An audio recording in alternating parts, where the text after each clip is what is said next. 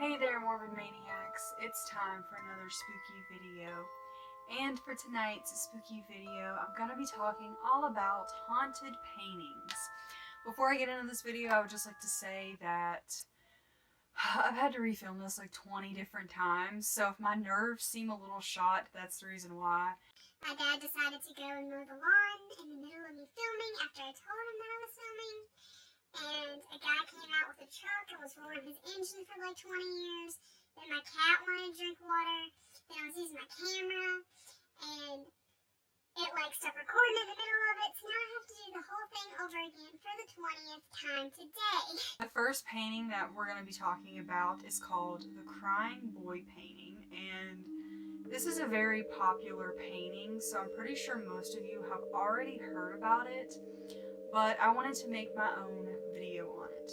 This painting was done by an Italian artist by the name of Bruno Amadio. Hopefully I'm saying his name correctly. His name on the painting was known as Giovanni Bragolin, and he painted several paintings of crying children. Now, why you would want a painting of a crying child hanging on your wall is beyond me, but it's said that he painted many different street urchins in his time. He painted several children that were out on the streets, and don't get me wrong, these paintings are beautiful, but they're just really sad and eerie to look at. So the prints of this painting were mass produced and they were widely sold across the UK. The painting was everywhere in stores during the 1950s throughout the 1970s, and it kind of stopped during the early 80s. On September 4th, 1985, a British tabloid newspaper known as The Sun published an article all about a couple whose names were Don and May Hall, whose home had burnt down due to a fire. The home was engulfed in flames. Everything that this couple owned was burnt to a crisp. There were nothing but ashes, except for this painting of this crying little boy, which seemed to be untouched by fire or smoke damage. The couple blamed the whole fire on this painting since they had lived in this home for over 27 years prior. A fire station officer by the name of Alan Wilkinson had claimed that he knew of numerous other cases of there being house fires, and the only thing to come out untouched was this painting of this crying little boy. The painting was said to be the cause of many house fires across the UK and Italy. The Sun offered to take these paintings out of people's hands. Soon, their entire studio was covered in 25,000 paintings of the crying boy. Now, I heard that not too long after this, their studio was actually burnt down, but I couldn't find many articles on this, so I don't know how true that is, but that is what I read. The story was believed that the crying boy in this painting was a Spanish street urchin by the name of Don Benello. It was said that his parents had passed away in a fire of which he had accidentally started in Spain, and he was the only one to have survived. No one would take him in because anywhere he went, a fire would soon mysteriously start. An artist was said to have painted him, but not long after, his studio was up in flames. People nicknamed this little boy Diablo, or the devil, and I think that's really sad because it's not his fault that everywhere he goes, like, fires follow him. I can understand why people wouldn't want to take him in, but at the same time, like, he just wants to be loved. He just wants a home, you know? It's really sad that they would nickname him that after knowing it's not his fault. So there are many different legends as to how this story actually got started, and I'm not sure which one is actually true. So in one of these stories, it was said that the little boy was adopted against his will by a priest, and that he was abused by the artist. Some have said that he had died in a fire and that his spirit was now trapped inside of the painting. Other was said that the little boy had accidentally started a fire in the painter's studio. People also believe that because of the painter's said to be abuse, that this was this child's way of seeking revenge. Years later, in the child's adult years, his body had been found in a charred, burned up car in the 1970s, but no one knows if this story is actually true or not. People have experimented by going so far as trying to burn the painting, but it always comes out untouched. One guy had actually tried burning the painting on his show, of which he had claimed that the painting was coated in some sort of fire retardant, and that's the reason why it never caught fire. So what do you guys think about the crying boy painting? I think it's really sad, like I said. I think he just wanted love. He wanted a home, and it's not his fault. I definitely believe in the story, but what do you guys think? So the second painting that we're going to be talking about is called The Dead Mother. This painting is said to be by an artist by the name of Edvard Munch. Hopefully I'm saying his name right, because Google Translate told me that that's how you said his name, so I'm just going with Google. He is also famous for his painting The Scream. It is said that Munch had a really troubled past. His mother, his sister, and his brother had all passed away due to tuberculosis when he was only 5 years old. His father, being so traumatized by the death of his wife, had become overly religious. This caused Edvard to become fearful of death and feeling like it was always around the corner. He spent most of his time home from school writing and reading poetry by authors like Edgar Allan Poe. One of his sisters was said to be diagnosed with a mental illness at a young age, and another sibling had went off and got married and only a few months later passed away. In his older years, Munch dealt with anxiety, depression, and hallucinations. The Dead Mother seems to depict everything that he went through in his childhood. It shows a little girl with her back turned to her dead mother, who is lying in a bed behind her, as she holds her hands to her ears and displays a shocked expression.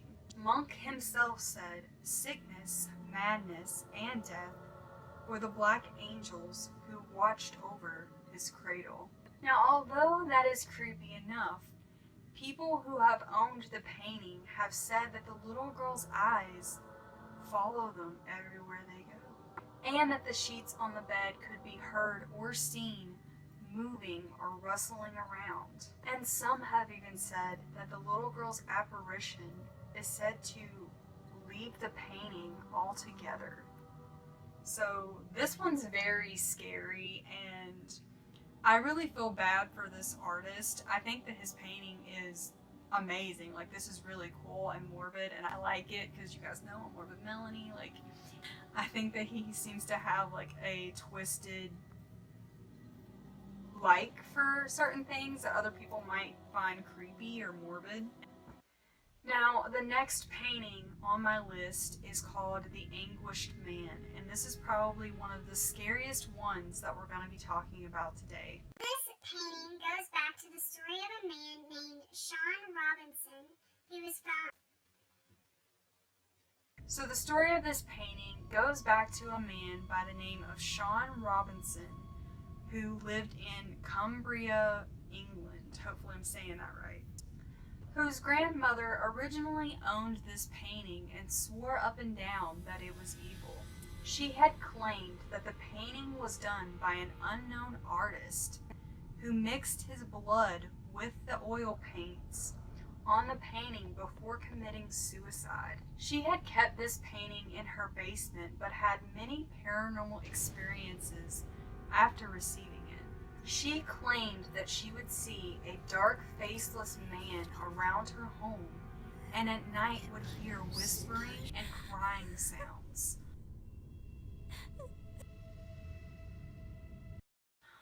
Oh, gives me goosebumps just thinking about it. When Sean's grandmother had passed away, he had inherited the painting. Sean's wife made him keep the painting down in the basement because she didn't like it. Not long after Sean had brought this painting into his home, that him and all of his family members had started experiencing paranormal events. Various family members had seen the same dark, faceless man around their home and heard the same whispering and crying sounds at night. Cold spots were said to also have been felt in their home. Sean finally removed this painting from the basement after a flood happened in 2010, at which point he had placed it in one of his bedrooms. After that, the paranormal experiences seemed to have gotten much worse. Sean often woke up to the shadowy figure of a man above him or at the foot of his bed at night. His wife had had her hair pulled and even woke up to a stranger lying beside her in their bed. The incident which really made them believe that this painting was evil was when their son Keenan felt a presence push him down the stairs. Sean also had stated that his dog would not go upstairs or go anywhere around this painting. Not long after numerous paranormal experiences, Sean had decided to move in with his parents and took this painting along with him. It was only a few days after moving in that the paranormal experiences started and the sounds were being heard. Then, on the third night of moving in, his father had fell down the stairs in the same way of which his son did in his other home. In 2011, Sean had posted a YouTube video by the name of Ghost Activity Caught on Tape, Haunted Painting, The Anguished Man, which had gained over 1 million views. I actually remember watching this video for myself, and I found the painting to be really creepy and eerie. The video was in one of their bedrooms, and it was going for over 8 hours, but was sped up for 3 minutes. It contains footage of the door opening and closing by itself while the painting is in the room, followed by a loud bang and scraping noises. Since then, Sean has used his YouTube channel as a way of keeping updates on this haunted painting. To this day, Sean still keeps the painting, and he was never a big believer in the paranormal, but this event and this painting definitely changed his mind.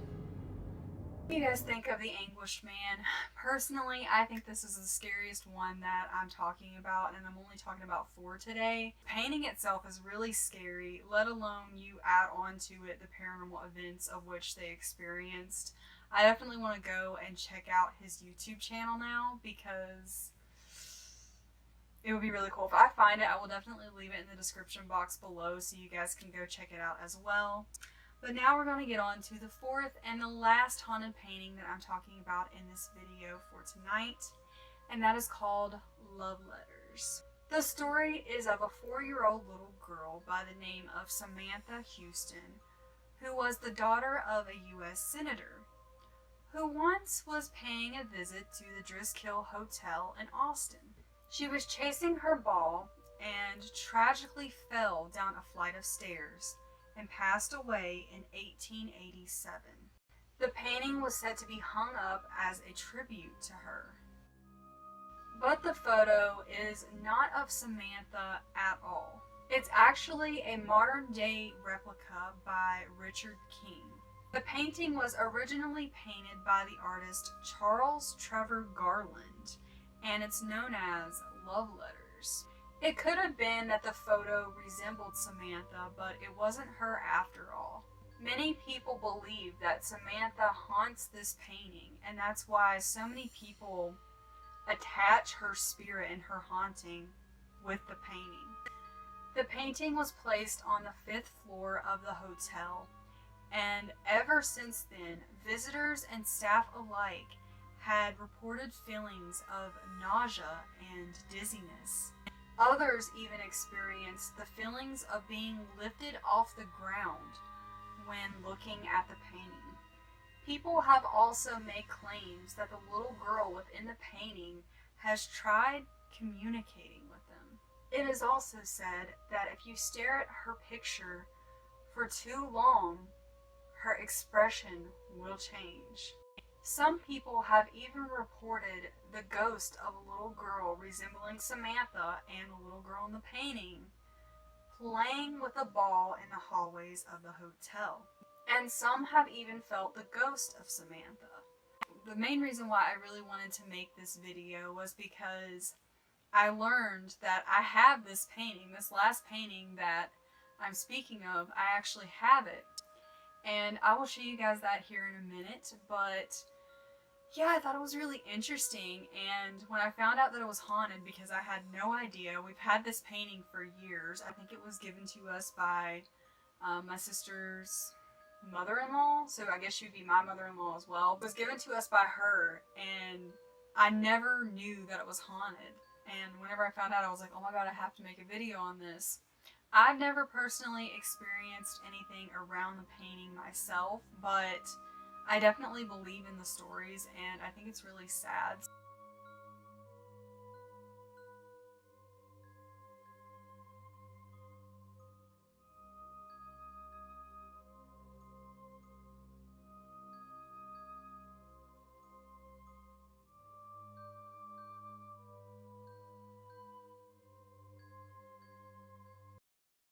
Yeah, that was my little video on the haunted paintings. Let me know what you guys think. What was the creepiest haunted painting or cursed painting in this video that I mentioned in your opinion? I still definitely think it is the Anguished Man, but I think it's really cool that I now am an owner of a supposed cursed or haunted painting. I hope you guys enjoyed this video. If you did, please give me a big ol' thumbs up. Subscribe to my channel if you have not already, and become a Morbid Maniac. Thank you guys so much for everything that you do for me. I love you to death, and I will see you guys in my next video.